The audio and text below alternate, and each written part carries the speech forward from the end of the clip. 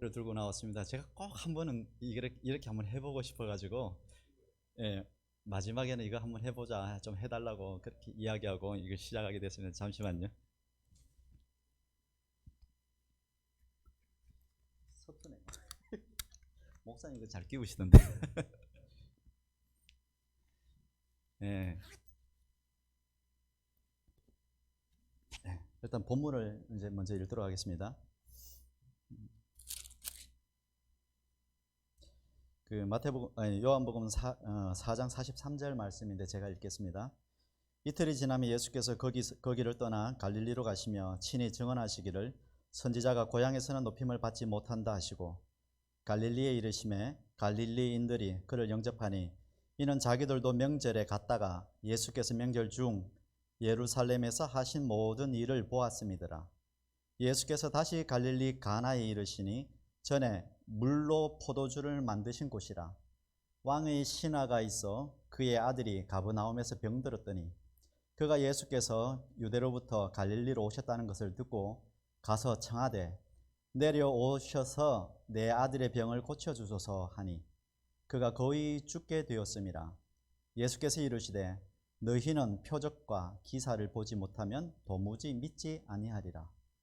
신하가 이르되 주여 내 아이가 죽기 전에 내려오소서. 예수께서 이르시되 가라 내 아들이 살아있다 하시니 그 사람이 예수께서 하신 말씀을 믿고 가더니 내려가는 길에서 그 종들이 오다가 만나서 아이가 살아있다 하거늘 그가 낫기 시작한 때를 물은즉 어제 7시에 열기가 떨어졌나이다 하는지라. 그의 아버지가 예수께서 내 아들이 살아있다 있다 말씀하신 그때인 줄 알고 자기와 그 온 집안이 다 믿으니라. 이것은 예수께서 유대에서 갈릴리로 오신 후에 행하신 두 번째 표적이니라. 오늘 본문 말씀입니다. 저는 여러분들의 상황을 다 알지 못합니다. 제가 어떻게 그것을 다 알 수 있겠습니까? 그것은 모르고요. 하나님께서 저에게 주신 이 본문에 충실할 수밖에 없습니다. 이곳에서 하나님께서 내게 알려주시는 것들, 그런 것들 최대한 내 것이 들어가지 않고 하나님께서 원하시는 것을 가지고 메시지를 전달할 뿐이죠. 그 메시지가 전달되었을 때에 필요한 이에게는 각자마다 그것이 다르게 들릴 것입니다. 네? 그래서 그것을 자기에게 소화하고 그것을 받아들일 수 있으면 받아들여서 살아가는 것, 그것은 하나님께서 하시는 일이고 저는 본문에 충실해서 하나님 뜻이 무엇인지를 분별해서 그것을 그냥 전하는 것, 그것이 저의 역할이라고 생각을 하고 시작하도록 하겠습니다. 제가 이제 유튜브로 이제 방송 개척이면 개척이고요. 이제 온라인으로 시작하기로 했는데 교회 이름을 소통하는 교회라고 지었습니다. 저는 항상 소통이 하고 싶었습니다. 앞에서 하는 건 좀 일방적인 것 같아서 오늘은 소통을 한번 적용해 보려고 합니다. 그래서 내려가서 질문을 던지려고 해요. 그래서 제가 핀 마이크를 달았습니다. 잠깐만 내려가서 질문 한번 해볼 텐데, 성도님들 일주일 사셨잖아요. 일주일. 지난 주일 지나고 일주일을 세상 속에서 치열하게 아마 사셨을 겁니다. 그 일주일의 시간 속에서 많은 일이 일어났을 텐데 그 중에 그냥 딱 생각했을 때 딱 떠오르는 어떤 사건이나 아주 작은 떠오르는 생각이 있으면 그걸 저한테 말씀해 주시면 돼요. 이런 일이 있었어요. 그냥 간단하게 그렇게만 해주시면 됩니다. 제가 내려가겠습니다.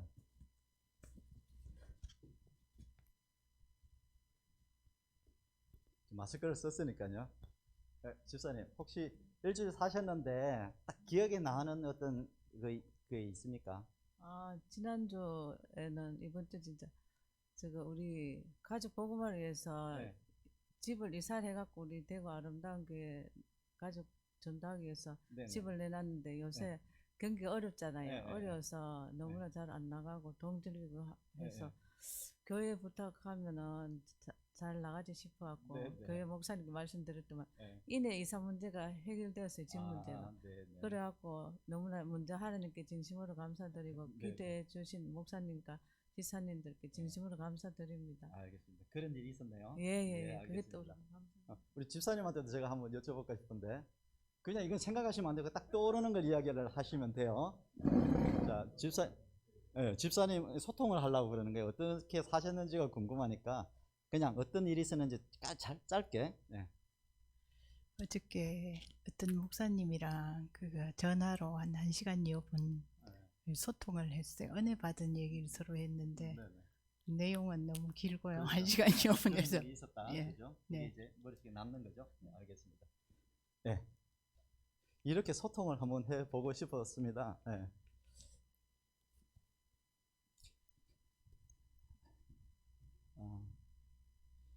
우리 신앙생활이라는 것이 우리의 현실하고 무관하지가 않습니다. 또 하나님께서는 우리의 삶 속에서 늘 함께 하시기 때문에 어느 순간에 우리와 더불어서 함께 행하시고 어떤 일을 하실지 모릅니다. 그래서 아주 작고 사소한 일이지만 그 사소한 것 속에서 하나님이 저와 함께 하셨을 수도 있어요. 그래서 제가 이 질문을 던진 게 어떤 일이 있어서 어떤 가까운 친구랑 밥을 먹었을 수도 있어요. 그것도 하나의 사소한 일이지만 그런 것이 떠올랐을 때 그 순간에 어쩌면 하나님께서 그런 사건을 통해서 우리에게 어떤 메시지를 던지고 싶을 수도 있습니다. 그래서 작고 사소한 것이지만 그냥 넘어가지 말고 한 번쯤 돌이켜서 자기 전에 이런 일이 있었는데 이 일들 속에서 내가 뭔가를 생각해 볼 거는 없을까라고 생각해 볼 수 있는 것들이 필요하다라는 것을 이야기를 하고 싶었습니다. 그러면 왜 이런 것을 이야기를 하느냐? 그럼 오늘 본문 앞에 4장을 보면 어떤 일이 있었냐면 전반적인 건데요. 예수님의 대화법이 있어요. 하나님도 그런 걸 자주 쓰시는 것 같아요. 왜 그러냐면 예수님께서 유대를 지나서 이제 갈릴리로 오시는데 유대를 떠나서 오시다가 중간에 사마리아에 들리잖아요. 그 수가성에 갔는데 수가성 여인을 만납니다. 여인은 물도로 우물에 왔어요. 그냥 물도로 온 거예요. 일상적인 삶이죠. 왔는데 그날따라 예수님이 그 우물 옆에 있었던 거죠. 그래서 주고받는 대화가 첫 질문은 그 생수, 냉수, 물 한 그릇에 가지고 이야기가 시작됐던 거예요. 그래서 물 한 그릇 달라. 여자는 당연히 뭐라고 합니까?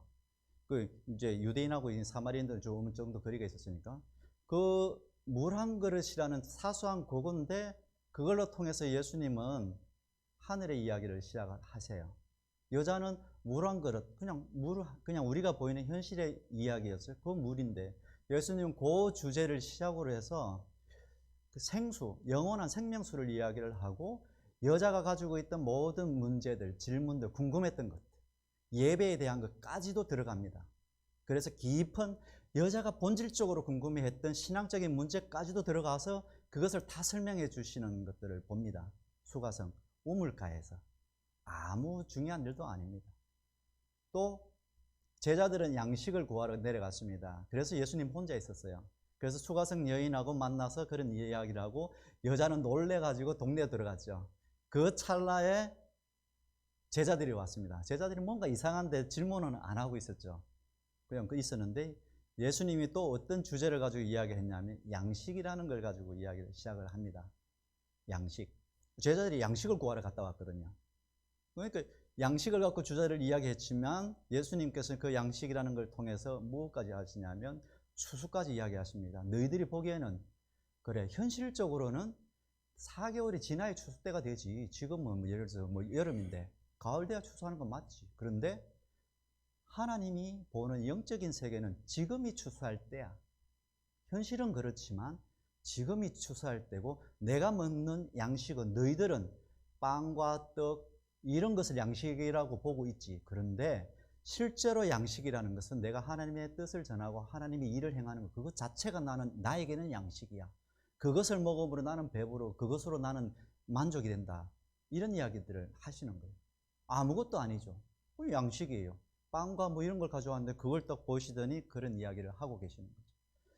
예수님께서는 이렇게 우리의 일상의 삶 속에서 일어나는 작은 것들 가지고도 충분히 영적인 메시지를 전달하고 계시는 것들을 저는 이제 보게 됩니다. 그러면 오늘 본문하고 이게 무엇이 또 관련이 있느냐 한번 봅니다.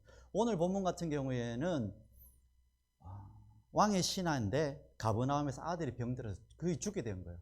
일상적인 것보다는 조금 더 큰 사건입니다.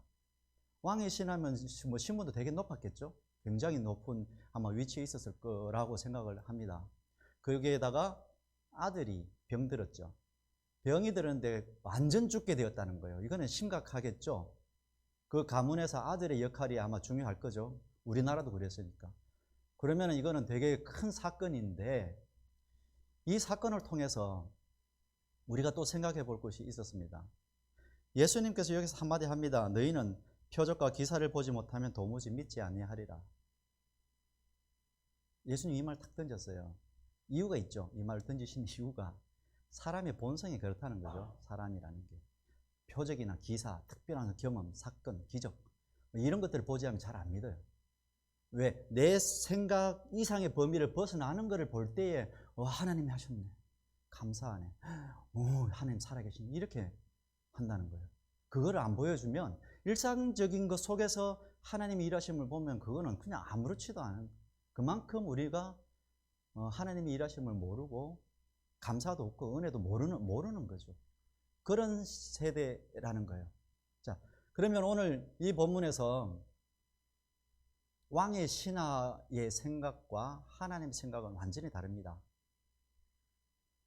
왕의 신하가 원했던 건 무엇입니까? 아들이 병 낫는 거.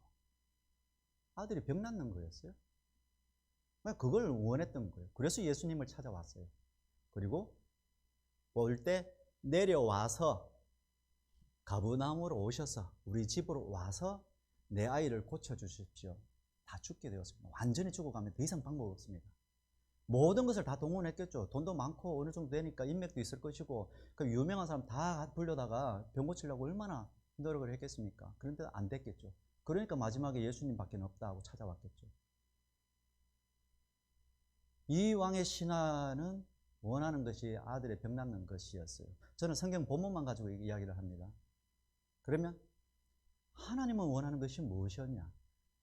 하나님은 아들의 병 낫는 것을 원하셨는가? 아니요.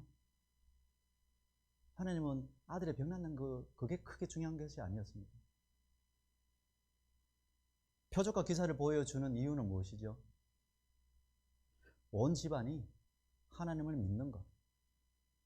이 육신은 병들어서 죽으면 끝이죠. 근데 영은 영원히 산다 하잖아요. 그럼 이 영이 하나님을 믿지 않고 죽어버리는 게 더 큰 문제 아닙니까? 그죠? 근데 이 영이 하나님을 믿고 예수님을 믿어서 영이 살게 되면은 이게 훨씬 더 가치가 있는 거예요. 하나님 보시기에는 병이 낫는 것이 더 가치가 있는 것이 아니라 영이 하나님과의 관계를 회복하고 온전히 알아서 하나님의 나라로 들어오고 하나님의 백성이 돼서 살아가는 것, 이것이 더 크고 중요한 가치가 있다는 거죠. 그래서 그거를 완성하기 위해서 아이를 고쳐주는 것이고 그거를 응답을 하시는 거라고 이 본문에서는 이야기를 하고 있습니다. 우리는 현실에 초점이 맞춰져 있어요. 그래서 내가 원하는 것이 바뀌기를 원하는 것이고 내가 원하는 것이 응답받기를 원하는데 그것이 과연 하나님께서 원하시는 것인가에 대해서는 몰라요. 하나님이 정말 그걸 원하시는 것인가? 다행히도 그것이 똑같다면 괜찮은데 감사한 일인데 그것이 아니라면 하나님은 무엇을 원하시는가? 그것이 더 중요하죠. 하나님이 원하는 건 분명하게 우리 사람이 하나님과 그 관계를 회복해서 하나님의 뜻을 알고 이 땅이 하나님의 뜻대로 움직여가는 그런 천국을 기대하고 꿈꾸고 계시는 거죠. 그렇게 회복하고 싶어서 하고 계시는 거예요. 근데 우리는 이 육신을 입고 현실을 살아가다 보니 이 현실에 일어나는 이 일들을 회복하는 것, 이 일들을 풀어가는 게 너무나 크죠. 당연히 크죠. 커. 그것을 하나님이 모른 바는 아닌데 근데 하나님의 생각과 우리의 생각이 너무나 차이가 많이 날 때가 있다는 것을 보게 되었습니다.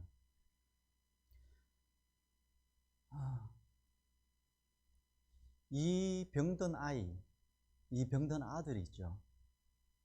아들이 병들었는데 이 아들이 불쌍할까요? 아니면은 하나님을 믿지 않는 수많은 그 여기에 있는 그 집안 사람들이 더 불쌍할까요? 죽어서 영이 구원을 못 받는데 그게 더 영원한 더 불쌍한 거 아닙니까? 우리가 보기에는 이것이 불쌍해 보이지만 정말로 심각한 거는 하나님을 모르고 하나님 뜻을 모르고 하나님과의 관계가 없고 그래서 그냥 죽어가는 거 그것이 더 불쌍하죠. 오히려 이 아들은 쓰임받는 존재라고 저는 그렇게 보았습니다. 왜?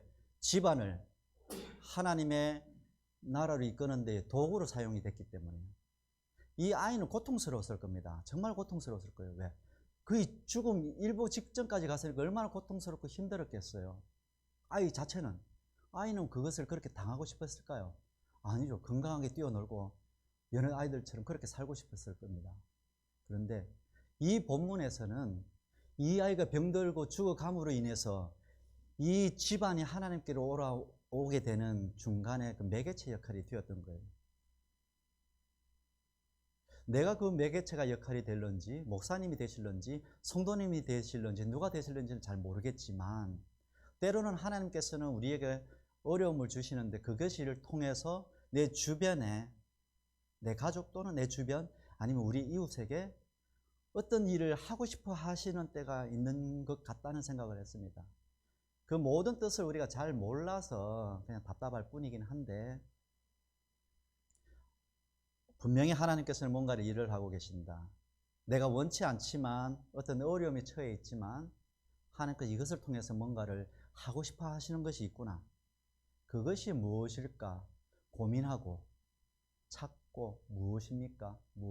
라고 할 때에 하나님께서 얘기하실 것 같아요. 야, 나는 이걸 통해서, 너는 힘들겠지만 이걸 통해서 나는 이걸 이루고 싶어. 네가 좀 희생해 주면 안 되겠니? 하나님께서 예수님을 희생시키고 싶었겠습니까? 아들을.